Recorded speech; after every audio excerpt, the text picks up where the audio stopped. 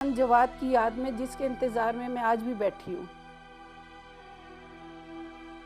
वो किन राहों पे चल निकला, वो किस नगरी में जा बैठा, वो किस वादी में उतर गया, वो हंसते बोलते किधर गया। उसे आंखें ढूंढती रहती है और सबसे पूछती रहती हैं, क्या उसके वापस आने का कोई कारण है मिल जाने का। अफसाने बोलती रहती है, मेरी सोचें डोलती रहती हैं। शायद वो भटक कर आ जाए, शायद वो खोया मिल जाए, शायद वो सोया जाग पड़े।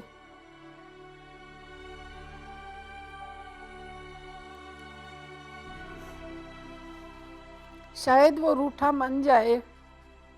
ऐ काश अगर वो मिल जाए, एक बार अगर वो आ जाए, मैं उसको छुपा के यूं रखूं, फिर कभी ना बाहर जाने दूं। ये जब से जवाद पीएमए में गया था ना, तो मुझे बस एक खौफ था कि जवाद सियाचिन ना जाए। तो हमें तो पता ही नहीं था कि कारगिल क्या चीज़ है, क्या जगह है, या वहाँ भी कोई लड़ाई है या कुछ भी। लेकिन मुझे हमेशा से खौफ आता था कि सियाचिन ना जाए। तो अक्सर मेरे मिलने वाले कहते थे, तो मैं उनसे कहती थी कि बस जवाद सियाचिन ना जाए, वहाँ गया तो कुछ ना कुछ हो जाएगा। एक खौफ था मेरे ज़हन में। मुझे आज भी याद है कि वो भाई के वालिद साहब के साथ बैठे हैं गाड़ी में, और घर के बाहर निकले तो हम लोग सारे बाइक खड़े होकर उनको सी ऑफ कर रहे हैं, और उनका चेहरा और उन्होंने गाड़ी में बैठे जिस तरह वेव किया, जिससे खुदाफिज बोलते हैं, यकीन करें कि 24 साल हो गए मुझे आज तक उनका वो याद है। और वो आखिरी दफ़ा मैंने उनको देखा था, भाई को। लास्ट छुट्टी पे आए थे तो भाई की मेरी हमेशा ये होती थी, मुझे भाई ने कहना जाते हुए कि मैं पहाड़ों पे जा रहा हूँ, वहाँ अल्लाह ताला नज़दीक होते हैं, तो मैं वहाँ बैठ के तुम्हारे रिज़ल्ट की बताओ क्या दुआ करूँ, पास होने की करूँ कि फ़ेल होने की करूँ। तो मैं इस बात पे चिढ़ जाती थी। मैं बड़ा अब्बू को कहती थी कि अब्बू जी आप भाई को कहें कि अच्छी मेरे लिए दुआ करें। और भाई का एक जो मजाक करने की आदत थी, एक हम सब के साथ हंसी मजाक करना। पहले भाई आर्मी में जाने से पहले थोड़ा सा भाई को गुस्सा आ जाता था, थोड़ा सा वो उनका था, लेकिन आर्मी में जाने के बाद मैंने ये एक बहुत ज़्यादा फ़र्क फ़ील किया था, बहुत ज़्यादा, कि घर में आना भाई के अंदर बिल्कुल गुस्सा नहीं आता था, कोई एग्रेशन नहीं, कोई कुछ नहीं, एक इंतहाई पोलाइट और बहुत ज़्यादा प्यार मोहब्बत से। और जितने टाइम पे भी वो रहते थे, स्पेशली जो लास्ट उनका छुट्टी का टाइम था, वो तो बहुत ही हमारा यादगार और मज़ेदार टाइम था। हम लोग ज़्यादा कहीं आते जाते नहीं थे, हम लोग अपने घर में ही टाइम स्पेंड करते थे आपस में, हम बहन भाई और हमारे पेरेंट्स, और हम लोग वो टाइम बहुत मज़े का एंजॉय करते थे, बड़ा मज़े की गप्पे शप्पे मारना, और बहुत अच्छा गुजरा था वो भाई के साथ टाइम। और उस वक्त हमें मतलब आइडिया भी नहीं था कि भाई ने इतनी दूर चले जाना है। इसी तरह क्योंकि एक ही फील्ड टेलीफोन था, उस पर घर पे भी बातचीत होती थी, मेरी भी घर पे बातचीत होती थी। तो काजी जवाद की भी बातचीत जो है वो घर पे होती थी। तो काजी जवाद हमेशा जो है घर वालों को यही कहता था कि मैं जो हूँ बड़ी अच्छी जगह बैठा हूँ, मुझे किसी चीज़ की तकलीफ़ नहीं है। ख़ास तौर पे वो अपनी माँ के मामले में वो बहुत हसास था कि मेरी माँ बहुत हसास हैं और वो जो है वो मेरी तकलीफ़ बर्दाश्त नहीं कर सकती। तो वो उनको यही बताता था कि मैं दुश्मन के इलाके से जो अभी मैं बहुत दूर बैठा हूँ, और यही था कि वो हालांकि हम लोग जो अल्लाह अकबर ओपी पे अल्लाह अकबर बेस हमारे दरमियान तक में 300 मीटर का फासला था पोस्ट में। तो हम लोग बिल्कुल एनिमी की चारों तरफ, तीनों तरफ जो है तकरीबन एनिमी की पोस्टें थी। एक तरफ 16444 थी, एक 17 हज़ारी थी। ये पोस्टें जो है वो हम पे डायरेक्ट जो है वो हम निशाने पे थे उनके। तो वो जब भी बातचीत करता था अपनी बहनों से, भाई से बातचीत जब होती थी उसकी, तो यही कहता था कि मैं जो हूँ बिल्कुल सेहत, मेरी सेहत भी ठीक है और मुझे किसी किस्म का मसला नहीं है। मुझे याद है कि ओकाड़ा से फ़ोन आया, कहता अम्मी जी मेरी ना गिलगित पोस्टिंग हो गई है। तो मैं एकदम जैसे मैं चिल्लाई, मैं कहा बेटा वो तो इतनी दूर है, इतनी दूर कैसे पोस्टिंग होगी। कहता नहीं अम्मी जी लो, वो इतनी ठंडी जगह है, तो आपको तो गर्मी लगती है, आपको बड़ा अच्छा लगेगा, वहाँ आया करेंगी मेरे पास। ये बातों में उसने सर मुझे बता दिया। उसके बाद पी लीव पे वो लाहौर आया, 1 महीना गुजारा। तो उस दौरान हंसी मजाक, बच्चों के साथ, बहन भाइयों के साथ खेलना करना। एक दिन रात को, अच्छा उसकी आदत थी कि जब वो आता था ना तो अपने वालिद साहब के साथ उनके बेडरूम में सो जाया करता था, तो मैं बच्चियों के कमरे में शिफ्ट हो जाती थी। एक रात को मैंने ख्वाब देखा कि जैसे जवाद है तो वो खड़ा है, एक पहाड़ी है उसके ऊपर खड़ा है, वाइट उसने ड्रेस पहना हुआ है, शलवार कमीज, और एक साइड से उसके खून बह रहा है। तो मैं आगे होती हूँ घबरा के, तो मैं कहती हूँ जवाब, मैं पुकारती हूँ, आगे होती हूँ तो वो पहाड़ी आहिस्ता आहिस्ता पीछे होती जा रही है। तो एकदम मैं घबरा के नींद खुल गई, मैं भागी, आके अपने दूसरे कमरे में देखा जवाब सोया, उसको मैंने सारा यूँ टच किया, टटोला, मैं कि शुक्र है मेरा बेटा सही सलामत है, इसको खून ही निकला। इसी तरह अच्छा, लेकिन एक चीज़ थी कि जब वो जवाद चला गया ना पीए, इधर आया था पी लीव गुजार के, जब वो गिलगित जा रहा था, 30 मई थी, 30 मई का दिन था, तो रात को इधर से चला गया डाइवो पे पिंडी, और सुबह 31 मई को, हाँ जी 31 मई को उसका फ़ोन है सुबह 6 बजे कि अम्मी जी मैं जा रहा हूँ आगे गिलगित। तो मैंने कहा बेटा वो ना मुझे बताओ किधर जा रहे हो, तो कहता पता नहीं, मैं पहुँच के आपको इतला दूंगा, कांटेक्ट में रहूँगा। अच्छा, वहाँ चला गया, वहाँ 2-4 दिन बाद उसका फ़ोन आता रहा, बीच में से एक हफ़्ता गैप भी रहा, तो मैं बड़ी घबराती थी। इवन के रात को मैं लेटती थी ना जब, तो कोई जहाज़, उस ज़माने में रात को 11-12 बजे एक जहाज़ गुजरता था दिल्ली, तो मैं उठ के बैठ जाती थी। मैंने कहा जंग छिड़ गई, मेरा पुत्र सियाचिन गया। फिर भी मैं सियाचिन ही कह रही थी, मुझे नहीं पता था कि वहाँ कारगिल वॉर है जो भी है। अच्छा, तो उसके बाद अच्छा उन दिनों मुझे इतला आती रही, ये कैप्टन कर्नल शेर खान शहीद हो के आए, और मतलब 2-4 इस तरह मैंने सुने। तो मैं अपने हस्बैंड को कहती थी, मैं कहती थी कहाँ वार हो रही है, ये कहाँ से इनकी आ रही हैं इस तरह बॉडीज़। तो कहते थे कुछ नहीं यार, उधर ना ऐसे है, तो वो कोई नहीं, अल्लाह मालिक है, अल्लाह पे भरोसा रखो, ये वो। तो मतलब मुझे साफ बात नहीं बता रहे थे। कर्नल साजिद मुश्ताक जिनकी शहादत हुई 2013 में वज़ीरिस्तान में, तो वो उस वक़्त कर्नल साहब वो कैप्टन थे, तो वो अपना टेन्योर कंप्लीट करके वहाँ से आ गए थे। तो आए, तो जब वो कारगिल में था भी साजिद भी, ये कर्नल साजिद, तो मैं 1-2 दफ़ा उनसे बात हुई, तो मैंने कहा साजिद जवाद का फ़ोन नहीं आ रहा बेटे। कहता आंटी फ़िक्र ना करें, मैं उसके साथ इन कॉन्टैक्ट हूँ, वो आपको इतला देते रहेंगे, आपको ये टेंशन वाली बात नहीं, बस मौसम ख़राब है, ये है वो।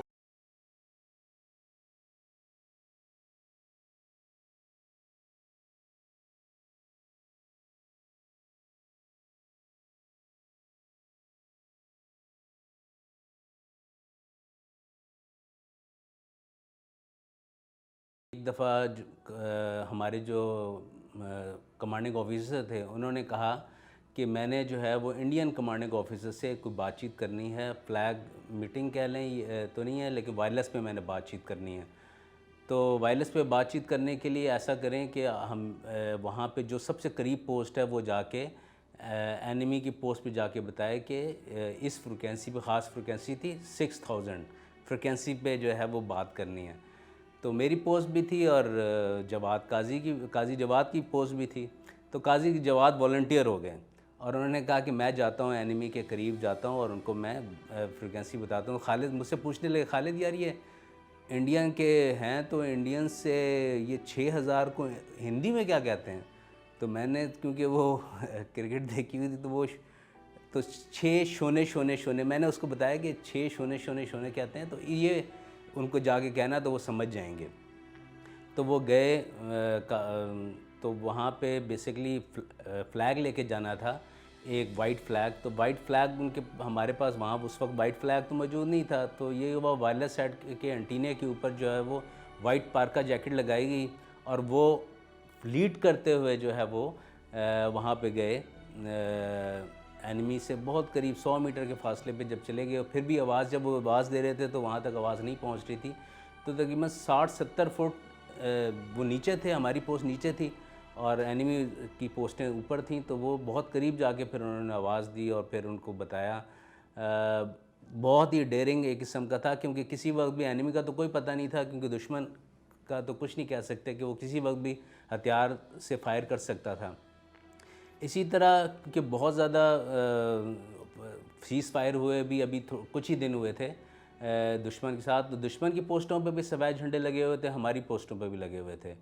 तो मेरी जवाद काजी से हर वक्त फ़ोन पे बातचीत होती रहती थी, क्योंकि दिन के वक्त जो है वो मूवमेंट बंद होती थी, रात के वक्त हम मूव करते थे। रात के वक्त जो है हमारी जो है वो जो हमारी लॉजिस्टिक है उसकी मूवमेंट भी होती थी, एमुनिशन, ख़ुराक की सप्लाई और बाकी चीज़ें भी रात के वक्त होती थी। दिन के वक्त हम लोग जो है वो फारिग होते थे, दिन के बाद जो हम लोग आपस में गपशप लगाते थे।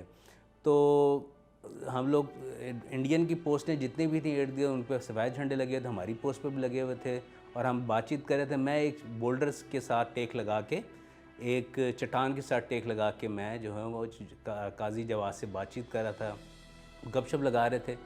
तो अचानक कहता है तुम किधर बैठे हुए हो? मैंने कहा ये इस चट्टान के साथ। तो कहते किस जगह, मुझे नज़र नहीं आ रहा। मैंने कहा हाथ खड़ा करता हूँ। कहता है यार तुम तो बिल्कुल ओपन में बैठा हुआ है, ये एनिमी ऊपर बैठा हुआ, तुम्हें तो वो फायर करेगा तुम पे। तो जितनी कहने की देर थी तो वो मैंने ऊपर देखा 16444 पे, तो वो सफ़ेद झंडा गायब था और उन्होंने मुझ पे जो है ना LMG का फायर शुरू किया और बचत हो गई, मेरे गोली नहीं लगी। और उसके बाद काजी जवाद जो काफ़ी परेशान हुआ। फिर बाद में क्यों लाइन कम्युनिकेशन भी आर्टिलरी फायर शुरू हो गई, लाइन कम्युनिकेशन टूट गई। तो वो स्पेशली मुझे फिर कॉल किया, उसने पूछा बहुत ज़्यादा उसके अंदर जो है एक दूसरे का ख्याल रखने का, अपनी फैमिली के लिहाज से भी और हमारा भी ख्याल रखने के लिहाज से बहुत ज़्यादा उसके अंदर एक था कि मैं किसी की किसी तरह मदद कर सकूं। इसी तरह जितने भी ऑपरेशंस थे, वो ऑपरेशन में जितने भी अगर कोई डंपिंग का कोई काम है या उसमें भी हमारा, क्योंकि हम लोग जाते थे रात के वक्त, प्लटून्स के जो कमांडर्स जो होते थे वो जाते थे, तो वो लीड करता था। हमेशा उसकी ये था कि वो सबसे आगे वो चलेगा। तो बहुत बहादुर, दलेर और इस तरह के, मैं वही कई दफ़ा कहता हूँ अपने जो बच्चों से भी ये कहता हूँ कि शहादत का रुतबा जो है ना वो किसी आम बंदे को मुझे क्यों नहीं मिल गया, वो ख़ास अल्लाह ताला की तरफ से सेलेक्ट शुदा लोग होते हैं जिनको मिलता है। इसी तरह और भी वहाँ पे मेरे साथ कैप्टन इसरार थे या कैप्टन नासिर शहीद हैं, तो उनकी भी पर्सनालिटी को मैं देखता हूँ तो कभी उनके मुंह से कभी गलत बात नहीं सुनी होगी, ना उनके मुंह से कभी किसी की ग़ीबत सुनी होगी। तो जब काजी जवाद का भी यही था कि ना PMA में, हालांकि PMA में तो मुख्तलिफ माहौल होता है वहाँ पे, लेकिन वहाँ पे भी उनके मुंह से कभी भी मैंने किसी के मतलब ग़ीबत करना या किसी के मतलब गलत बात करना। तो मैं समझता हूँ कि शहादत हासिल करने के लिए वो पहले वो तरबियत और वो किरदार को अचीव करना भी सबसे ज़रूरी है। वो उस किरदार को आप अचीव करते हैं तो अल्लाह ताला आपको वो तोहफ़ा देता है जो काजी जवाद को शहादत के रुतबे फायर हुआ और उनको फाइज़ हुए और इतना बड़ा उनको रुतबा मिला। अल्लाह ताला और भी उनके दर्जात बुलंद करे। तो 24 जुलाई को मैं असर की नमाज़ पढ़ के बैठी तो मुझे इतला फ़ोन आया PTCL पे, जी मैं कोई कर्नल साहब बोल रहे थे GHQ से कि जी इस तरह मैं कर्नल बोल रहा हूँ, कोई नाम लिया उन्होंने गालबन। तो जी आप कौन है? मैं कहा जी मैं कैप्टन जवाद की अम्मी हूँ। तो कहते जी मैं GHQ से बात कर रहा हूँ। उन्होंने इतना कहा तो मैंने कहा कर्नल साहब जवाद का है। एक खौफ था मेरे जहन में, बस कोई अनजाना सा खौफ था कि पता नहीं जैसे कुछ है, कोई गड़बड़ है, लेकिन मुझे समझ नहीं आ रही थी। तो जब जिन दिनों जवाद गया था इधर कारगिल वॉर पे, तो अच्छा उसके बाद मैं देखती थी घर सही चल रहा है, बच्चियाँ यूनिवर्सिटी जा रहे हैं, पढ़ रहे हैं, सारा घर निज़ाम ठीक है। लेकिन मैं कहती थी पता नहीं मुझे इतनी घबराहट होती है, ऐसा लगता था कि मेरे अंदर से कोई चीज़ निकल रही है। मैं निकल के बाहर जाके गेट के बाहर खड़ी हो जाती थी तो मेरी हमसाइयाँ कहती थी कि किधर बाहर क्यों खड़ी हो? मैं कहती थी भाभी पता नहीं कोई चीज़ है कि बस मुझे ना रोना बड़ा आ रहा, मुझे ऐसा लगता है कोई चीज़ मिस हो रही है मेरे से। सब बड़ी बेचैनी, बड़ी बेकली, इतनी ज़्यादा थी मुझे बेचैनी कि मुझे खुद को समझ ही नहीं आ रहा था कि मेरे साथ हो क्या रहा है। अच्छा 24 तारीख के साथ जब वो कर्नल साहब का फ़ोन आया तो मैंने कहा कर्नल साहब मुझे बताएं जवाद का है। कहते हैं जी आप मेरी बहन हैं, देखे जो आर्मी में बच्चे जाते हैं उनकी माएँ बड़ी बहादुर होती। मैंने कहा कर्नल साहब जो जवाद का है। कहते मेरी बहन असल में उसको शेल लगा है और वो ज़ख्मी है, बस इतना मैंने सुना, उसके बाद मुझे नहीं पता चला। तो बच्चियों ने अपने वालिद को फ़ोन कर दिया, मेरे मियाँ आए तो आके उन्होंने ओकाड़ा फ़ोन किया कि मैं CO साहब से बात करता हूँ। तो जब वहाँ फ़ोन मिलाया तो उधर कोई सिपाही थे, तो उन्होंने कहा जी इस तरह CO साहब से बात करनी। कहते जी वो तो हमारे एक ऑफिसर हैं कैप्टन काजी जवाद इकराम, तो वो शहीद हो गए हैं, तो वो उधर कुरान खानी में सब गए। मेरे हस्बैंड ने फ़ोन रखा और जाके बाहर गेट के बाहर जाके बैठ गया। मैं पीछे से आवाज़ दे रही हूँ क्या हुआ है क्या हुआ, तो कुछ भी नहीं बताया ही नहीं। थोड़ी देर बाद मैंने देखा कि मेरे घर में मेहमान आना शुरू हो गए।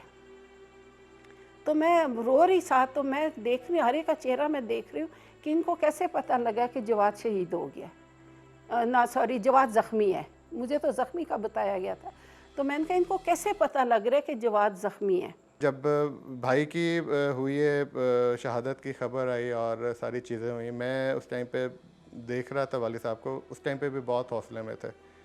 वो अब्बू को तो पता चल गया था कि जी भाई की शहादत हो गई है, तो वो बाहर निकल के गए। तो मैं कर्नल साहब जो बहनोई मेरे उस टाइम पे वो भी कैप्टन थे, तो उनके वालिद साहब आए हुए थे, तो उन्होंने मुझे बताया कि यार इस तरह जवाद की शहादत हो गई, तो तुम्हारे अब्बू बड़े परेशान है, तो उनको जाके ना ज़रा हौसला संभालो जाके। मैं निकलूँ, घर के साथ ही ग्राउंड है, तो उधर अब्बू ना अपने 2-3 दोस्तों के साथ बेंच में बैठे हुए, तो मैं देखूँ तो अब्बू की ना बैग मेरी तरफ से, तो अब्बू ना हिचकियाँ ले लेके रोई जाए। तो मुझे देखा तो एकदम चुप कर गया ना।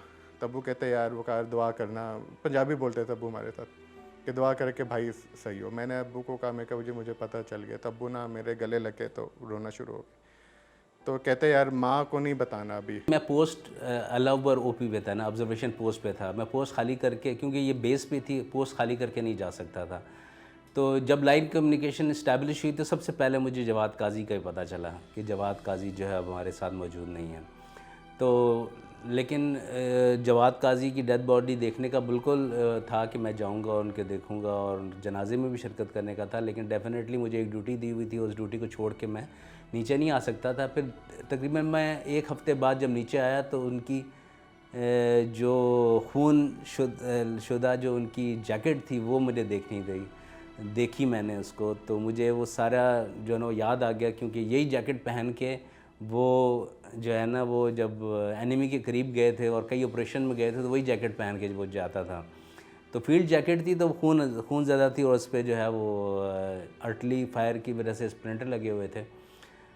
तो उस तरीके से डेड बॉडी तो मैंने नहीं देखी, लेकिन उनके साथ बाकी इंटरेक्शन जो है बहुत अच्छा रहा, उनके साथ गपशप भी लगी।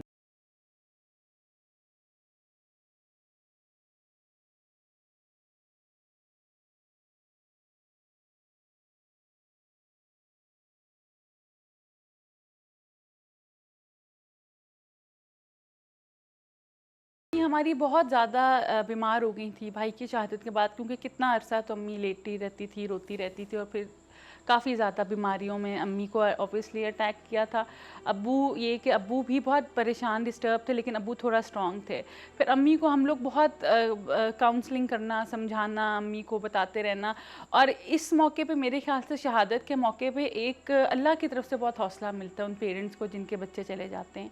क्योंकि मुझे तो ख़ुद बहुत ज़्यादा तकलीफ़ थी, परेशानी थी भाई के जाने की। तो अम्मी अब्बू को मैं देखती थी तो मेरी वो तकलीफ़ बढ़ जाती थी, और बहुत ज़्यादा मुझे फ़ील होता था कि ये क्या हो गया, क्यों हो गया। आहिस्ता आहिस्ता टाइम के साथ रियलाइज़ हुआ कि इससे अच्छी तो मौत कोई है ही नहीं। हम लोगों का तो पता नहीं हमने कैसे मरना है, तो ये शहादत की मौत तो बहुत शानदार मौत है।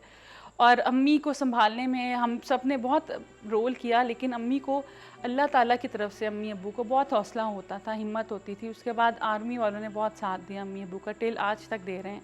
हर मौके पे उनकी सपोर्ट, उनकी कोई प्रॉब्लम, कोई कुछ होती थी तो हमें कभी उन्होंने ये फ़ील नहीं होने दिया कि भाई नहीं है तो हम क्या करेंगे, किसको बताएंगे।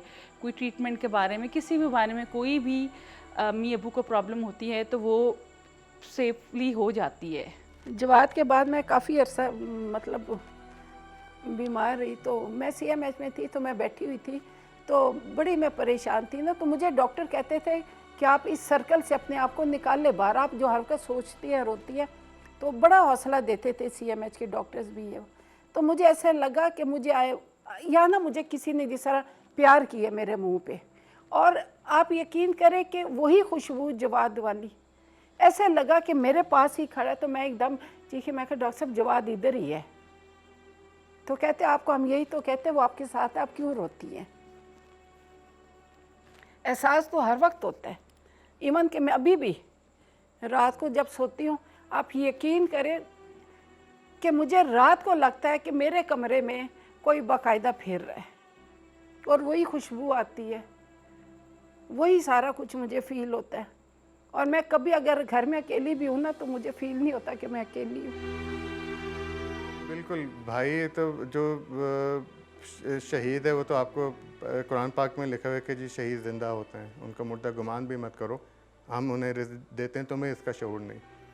तो यकीन करें मुझे कई दफ़ा होता है फील, मेरे वालिद साहब की, अब मैंने भी बताता हूँ, मेरे वालिद साहब की आदत थी कि जिस दिन से भाई की शहादत हुई थी उनकी अपनी वफ़ात तक डेली बेसिस में अब्बू ने कब्रिस्तान जाना है अपने काम से पहले, चाहे सर्दी है, गर्मी है, आंधी है, तूफ़ान है, उन्होंने कोई बारिश, बेशुमार बारिश होती थी, आधा आधा रोड्स हमारी फुल होती थी, अब्बू फिर भी कब्रिस्तान के अंदर जाके फातिहा पढ़ के और सारी चीज़ें होते थे।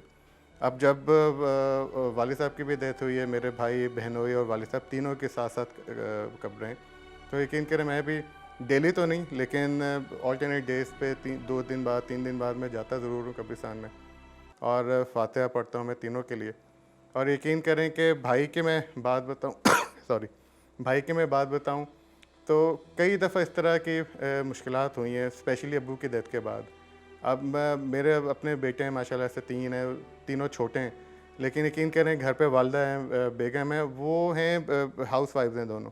अब उनका जो एक जहन काम करता है वो किचन की हद तक या कोई जिस तरह उनका अपना एक होता है, आप बाहर की कोई बात बताएं ना तो वो ये नहीं होता कि जी वो कोई टेंशन वो कि परेशान हो जाएंगे, लेकिन उनका ये होता है कि यार बस कुछ ना हो। उनका ये नहीं होता कि जानबूझ के कोई अगले को मज़ीद टेंशन दे, लेकिन वो उनका ये होता है कि जो दुआ देती हैं, कुछ करती हैं। तो यकीन करें कई दफ़ा इस तरह के हुआ कि मैं नहीं बताता कि बाहर के क्या इशू हुआ या कुछ हुआ, तो मैं देखता हूँ कि मैं अब फिर एक काम करता हूँ कि मैं निकल के ना सीधा कब्रिस्तान, बैक साइड पर कब्रिस्तान है वॉकिंग डिस्टेंस पे, वहाँ पर मैं चला गया और इसी तरह मैं बात करता हूँ जैसे मैं आपके साथ बात कर रहा हूँ। अब आपको है कि शहीद ज़िंदा है, कुरान पाक में लिखा हुआ है, और यकीन करें कि वो सुनते हैं। और एक तो वो होता है ना कि जी जिस तरह कहते हैं कि जी आप अल्लाह ताला से मांगे, वो एक अलहदा चीज़ है, वो तो डेफिनेटली अल्लाह ताला के से ही मांगना है, और सजदा भी अल्लाह ताला के सामने ही जायज़ है। आप किसी कब्र पे जाके या किसी मज़ार पे जाके जो सजदा करते हैं वो गलत होता है, लेकिन आप जो इतने अजीम लोग हैं अल्लाह ताला के, इतने मुकर्रब लोग हैं अल्लाह ताला के, आप उनके तवस्सुत से अल्लाह ताला से दुआ मांगे, वो ज़रूर कबूल होती है। एक तो वो चीज़ है, और एक ये चीज़ है कि आप अपने वैसे जिस तरह दिल उदास होता है या कुछ होता है, कोई याद आ रही होती है भाई की, तो मुझे याद, मैंने जैसे अभी बताया कि वो उनका जो वेव है ना जाते हुए लास्ट, यकीन कर मुझे अभी तक वो याद है, वो मेरी आंखों के आगे से कभी नहीं ख़त्म हो सकता। और बस कब्रिस्तान भी जाके ना तो इसी तरह ही कि उनसे बात करनी है, और वालिद साहब के साथ बात करनी है, भाई के साथ बात करनी है, बहनोई के साथ है, और यकीन करें कि दिल को वाकई तसल्ली पहुंचती है, और पता चलता है कि मैं अगर कोई चीज़ परेशान हूँ ना, मैं कुछ हूँ, मुझे वाकई फ़ील होता है कि अगला मुझे तसल्ली दे रहा है, चाहे भाई हैं, चाहे वालिद साहब हैं, चाहे बहनोई हैं, तीनों साथ साथ हैं, 2 शहीद हैं और तीसरे शहीदों के बाप हैं, वो भी तकरीबन वही दर्जा रखते हैं, तीनों के सेम कैटेगरी, तीनों के सेम दर्जात हैं। तो मैं तो बहुत इजी फील करता हूँ जब उनसे एक दफ़ा बात करो, मैं कहता है बस आपने करना है, और वो यकीन करें मसले का हल मेरे सामने हुआ होता है। वैसे तो मैं by profession I am advocate, लेकिन मैं हूँ फ़ौजी। आप यकीन करें मेरे सामने कोई पाकिस्तान के या पाकिस्तान आर्मी के बारे में बात करें, मुझे बहुत शदीद गुस्सा चढ़ता। आर्मी वालों की लाइफ बहुत, मेरी नज़र में, एक टफ़ लाइफ होती है। वो ख़ुद तो सफ़र करते हैं बेचारे बहुत टफ़, लेकिन उनकी फैमिलीज़ भी करती हैं। ये एक इमोशनल फीलिंग के पॉइंट ऑफ व्यू से मैं आपको कह रही हूँ, लेकिन अगर हम दूसरे आर्मी वालों की साइड से देखें तो वो उनकी से ज़्यादा अच्छी लाइफ मेरे ख्याल से किसी की भी नहीं है, कि जो जहाद के नाम पे, अल्लाह के नाम पे अपने घर से निकलते हैं और उन्हें ये यकीन नहीं होता कि उन्होंने वापस आना है। मेरे बच्चों को शौक़ है, इंशाल्लाह ज़रूर अगर ये आर्मी में जाने के लायक हुए तो ज़रूर जाएंगे, ज़रूर भेजेंगे इंशाल्लाह। किसी बंदे को बॉर्डर पे कोई आधे घंटे के लिए भी खड़ा कर देना तो वो उसके खड़ा नहीं हो जाएगा। जो हमारे बच्चे या हमारे बड़े और जो जवान हमारे जो बॉर्डर्स पे खड़े होकर ड्यूटी देते हैं, मेरे 3 बेटे माशाल्लाह से, और मेरे वालिद साहब की मुझे नसीहत भी थी, वसीयत भी थी कि यार बेटा तुमने इन तीनों को फ़ौज में दाखिल कराना है, फ़ौज में भेजना है।